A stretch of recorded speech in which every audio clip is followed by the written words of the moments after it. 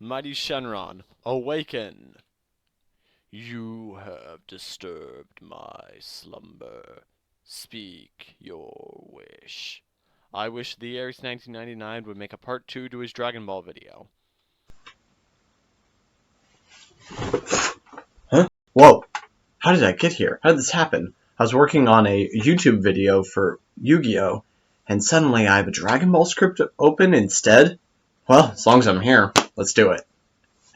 Hey everyone, it's the Ares 1999, and about 2.5 years ago, I did a video talking about adding some of the elements of Dragon Ball into D&D. It's one of my earliest videos and remains one of my most successful. Apparently that video helped inspire the r/DragonBallD&D community to make their Dragon Ball setting public. I think that's awesome, so this will be a first in a series of videos to provide an overview of the sourcebook that they put out. Today we're going to be going over the general setting, as well as some languages, races, and the character backgrounds that they provide.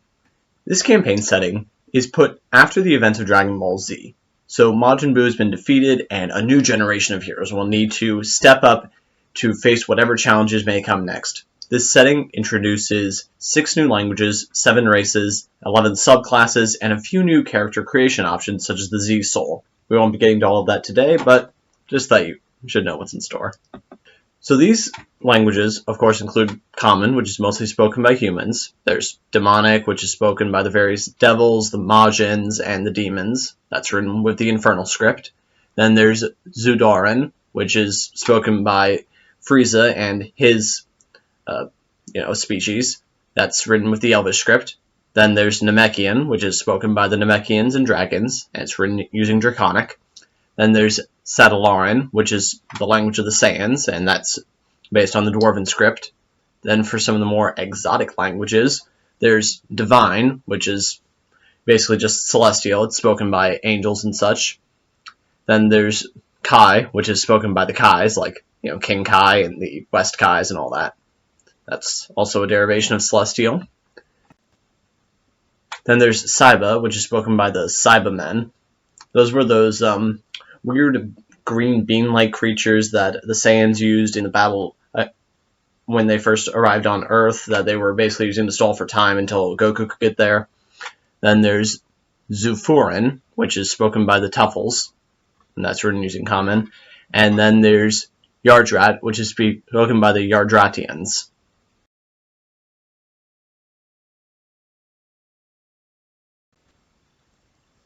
And so now let's get into some of those races that are speaking these languages. There's the demons, and they're beings from a lower realm that have come to this mortal world with their understanding of both the arcane and the natural sciences. They have dark vision, can materialize weapons, and they have some sub-races like the Devilmen, which can fly, and the realm Denizians, which have some innate spellcasting. Then there's extraterrestrials. These are just general alien life forms that don't fit into any of the other categories. As far as D&D races go, this is definitely the broadest category. Their diversity gives them a great variety in their proficiency choices. And there are 4 main sub-races provided here. The Baz can hold their breath, have several eyes, and can manipulate items at a distance. The Brench are highly dexterous and at level 5 learn an energy blast technique. The Konatsians are musical warriors who fight evil.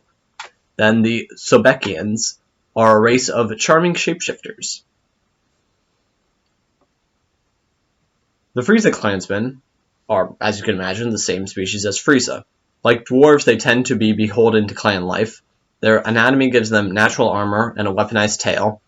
They can live in the cold vacuum of space, and as such don't need to breathe and can resist cold damage. They also get a sorcerer cantrip.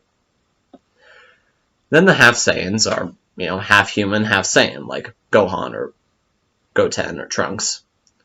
Their warrior resolve gives them advantage on saves against being frightened, and they can heal themselves once per rest. Humans are, humans. Those are pretty much normal, but there's also an android-type human that were created by the Red Ribbon Army. They're like a stronger version of the Warforged. They don't age, and since they don't have a life force, they're protected against scouters and scrying. Advantage on poison and disease, immunity, and no need to drink, sleep, or breathe. Then there's also basically a template that lets you androidify other races. There's the Majins, which are descendants of the Jin, and although extremely powerful, many of them have an appreciation for the joy in the world. That said, you do not want to anger these guys. Their joyful demeanor gives them advantage on saves against being charmed or frightened. They're innate shapeshifters, medium size, but they can adjust how big they are in that range. They can squeeze through small openings and are good at taking a hit. And they have a low walking speed, but they can't be slowed by heavy armor. They can also magically manifest sweets. Now there are two Majin subraces. The Mighty Majin is a lot stronger, and the Wonder Majin has more whimsical magic. The Namekians are a peaceful but powerful species of plant-like people. They have great hearing, have longer melee range, and can naturally heal themselves up to 3 times per rest using healing points. The Dragon Clan Namekians have an increased understanding of healing, proficient in medicine, and can use their healing points to restore another creature. The Warrior clans are much stronger with weapon proficiencies. They can use the Enlarge/Reduce spell on themselves to get larger. And then there's the Dark Namekian clan, also known as the Demon Clan. They were banished from mainline Namekian culture for their occult practices. They can see in the dark, resist necrotic damage, and are considered to be intrinsically evil. Lastly, we have the Full-Blood Saiyans. They are strong and very tall, like Goliaths. They have the powerful build feature to increase their carrying capacity. Their unarmed strikes naturally do 1d6 damage and qualify as adamantine weapons. Like half Saiyans, they have advantage on frightened saves and can heal themselves once per long rest. They also have a tail that can work as a weaker version of Mage Hand. And, the Saiyans' unarmed strikes are naturally more powerful than a 5th level monk. I think that this would work better as maybe like a scaling system. So perhaps at level 1 it's a d4, then at level 5 it's a d6, and at level 8 they become adamantine-like. And gives me another thought about when I was going over this, these are really powerful player races, but that isn't necessarily a bad thing. Unless you're doing some sort of gaming league, in which case homebrew isn't really allowed to begin with, it doesn't matter if your party is balanced against another table's party. All that matters is that this table is balanced properly for itself. If you want to do a god tier campaign, do a god tier campaign.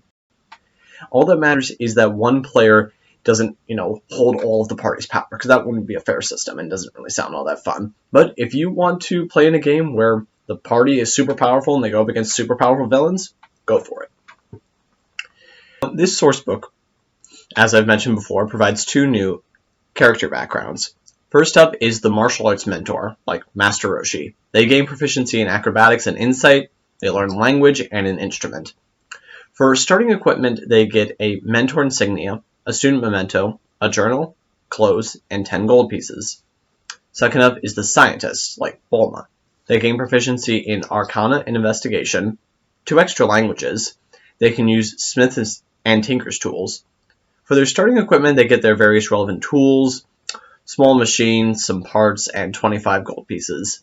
Their training also gives them an understanding of machinery, and they can access mechanics garages. Now, there's honestly a lot more in this source book, but it would take all day to go through with them, so I'm going to make this a series on my channel.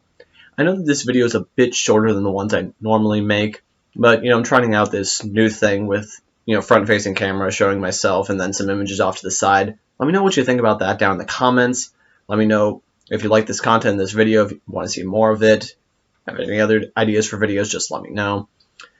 Some other obligatory content, of course, I've got the 2 podcasts that I run that are linked to below. There's Enter the Dungeon and then the SCB D&D Adventures. Got plenty of other videos on the channel for you guys to watch. Hope you like this video. See you next time. Have a great day, and God bless.